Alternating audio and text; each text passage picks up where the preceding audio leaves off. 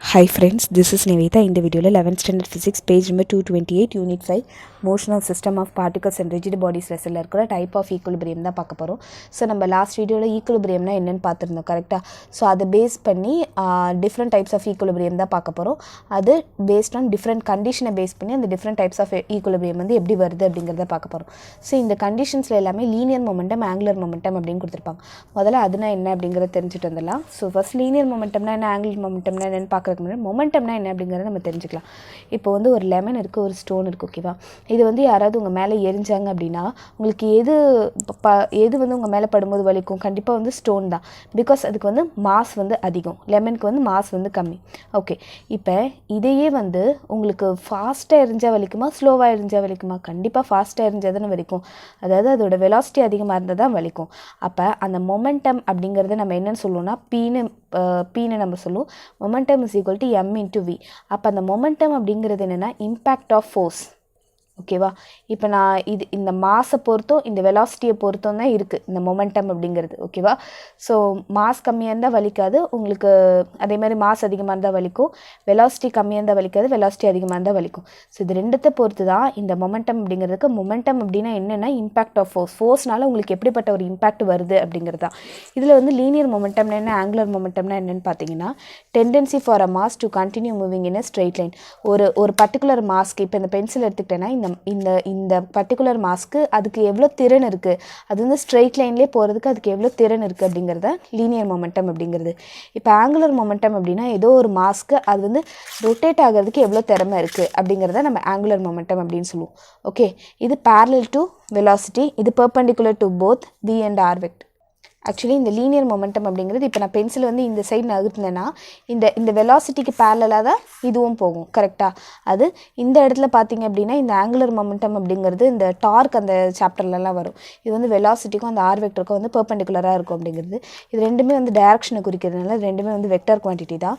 இதோட மேக்னிடியூட் அப்படிங்கிறது inertia times speed அப்படின்னு சொல்கிறது. இதோட லீனியர் மொமெண்டமோட மேக்னிடியூட், அதாவது எண் மதிப்பு எவ்வளோன்னு கண்டுபிடிக்கணும்னா நீங்கள் இனர்ஷியாவையும் ஸ்பீடையும் மல்டிப்ளை பண்ணணும்.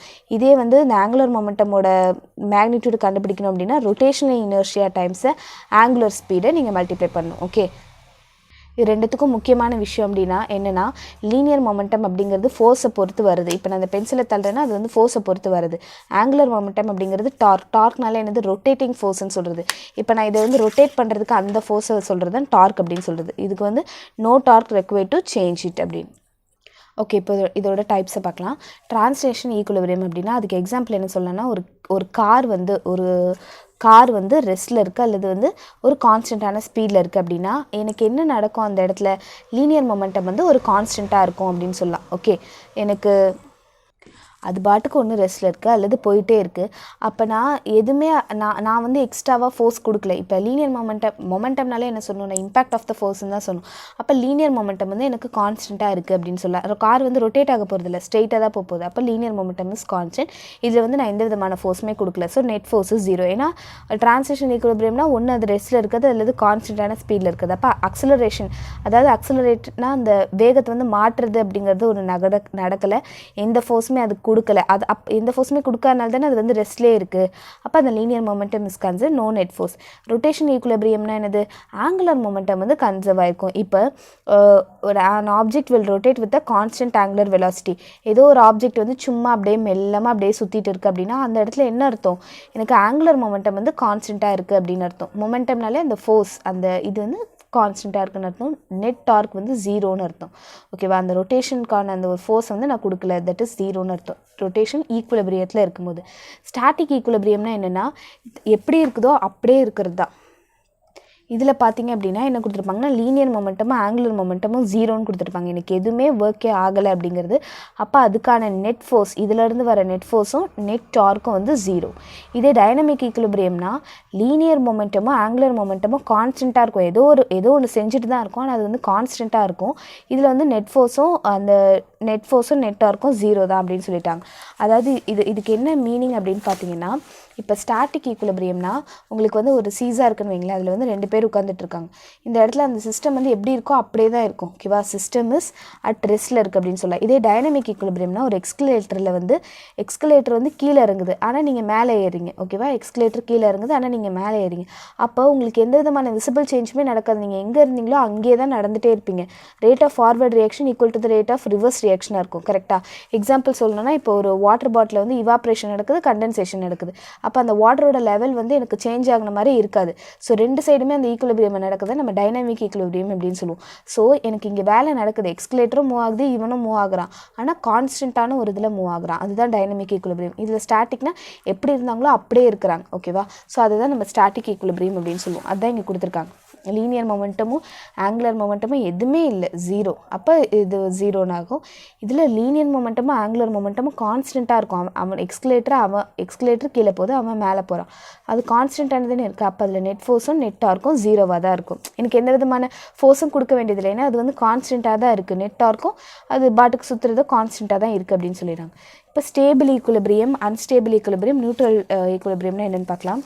முதல்ல இப்போ இப்படி ஒரு ஸ்ட்ரக்சர் இருந்ததுன்னா இதுதான் ஈக்குலிபிரியம் அப்படின்னு சொல்லுவோம். இதில் ஒரு பந்து இருக்குன்னு வைங்களேன், நீங்கள் என்ன பண்ணுறீங்க, இதை தள்ளி விடுறீங்க அப்படின்னா அந்த பந்து இப்படி போயிட்டு கடைசியில் என்ன ஆகிடும், இங்கே வந்து நின்றோம்.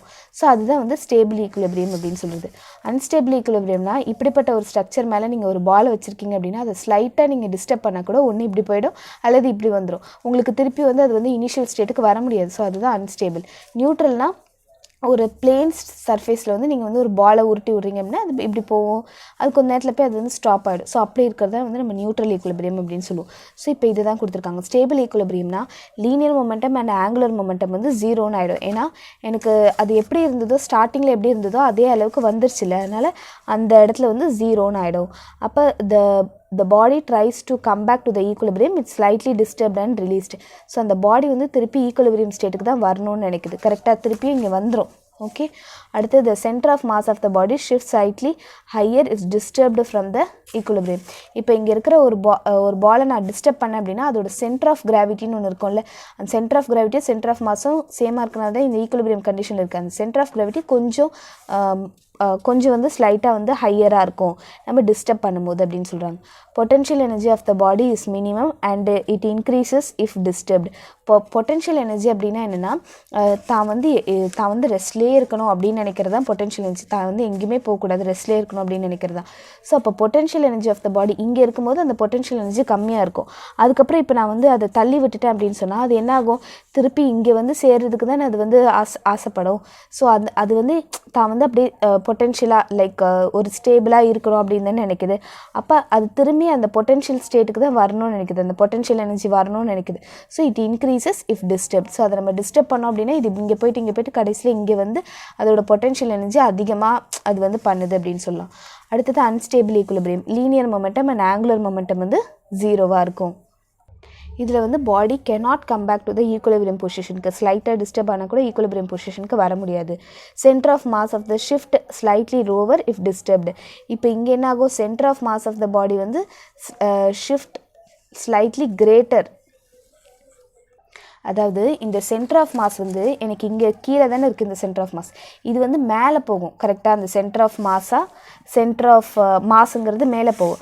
ஆனால் நான் அன்ஸ்டேபிளில் இருக்கிறது நான் இதை தள்ளி விடும்போது அது சென்டர் ஆஃப் மாஸ் என்ன ஆகும், எனக்கு கீழே தானே வருது.